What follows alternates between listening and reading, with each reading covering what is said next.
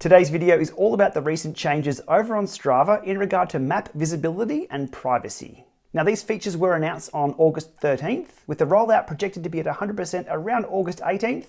It took a little longer than that, and as of yesterday, all users on Strava, both free and paid subscribers, have access to this new feature. Straight to the summary of what's different for those short on time, and Strava users can now choose to hide the start and finish of any activity recorded anywhere. That can be done up to 1.6 kilometers, and they can also choose, if they like, to hide the map entirely.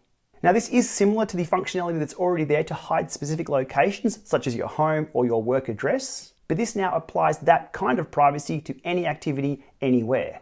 So why is this a useful feature update for user privacy? Well, there's a number of reasons why you want to protect your own privacy, especially when it comes to the start and stop locations of your activity. Let's just say you're on holiday, you're starting and stopping your rides from the hotel door. You don't want to disclose exactly where you're staying.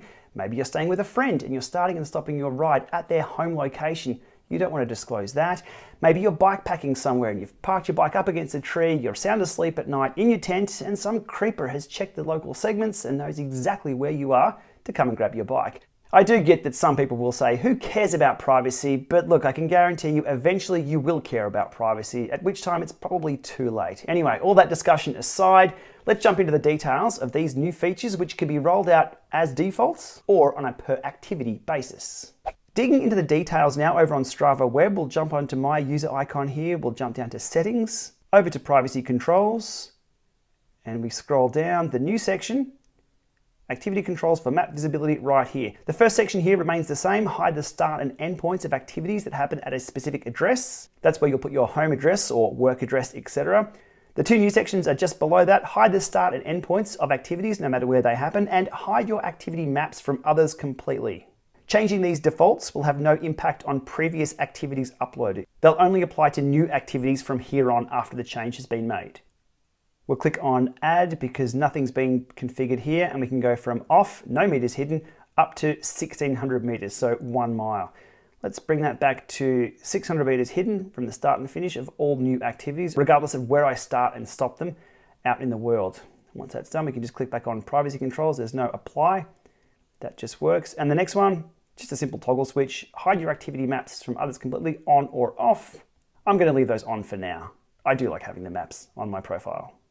To review or change these privacy settings on a per activity basis, I'll pull up my afternoon ride lake laps.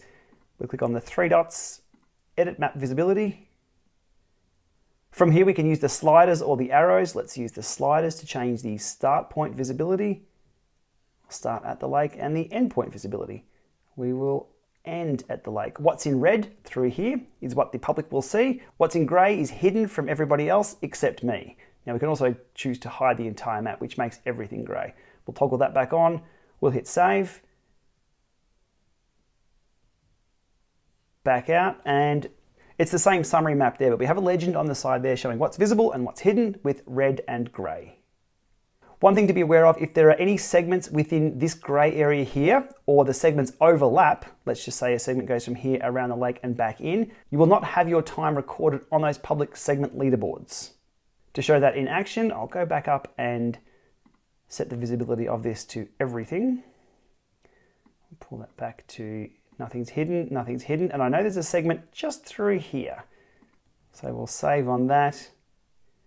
We'll go to Chester Short, and I have segment efforts 6. So I've ridden from here to here, and that's about where my ride finished. So 6 efforts on that. Now if I was to go and change map visibility, pull the endpoint back, let's just say halfway through Chester, so there's an overlap, we'll hit save. Now there's no change there at all to my total distance or my moving time, but if we jump back to Chester, or Chester Short, hit refresh, and segment efforts, now it goes down to 5, because that activity is no longer registered on the public leaderboard down here. That's a previous effort from a while back. Another example of how these map privacy zones will affect you registering on the public segment leaderboards.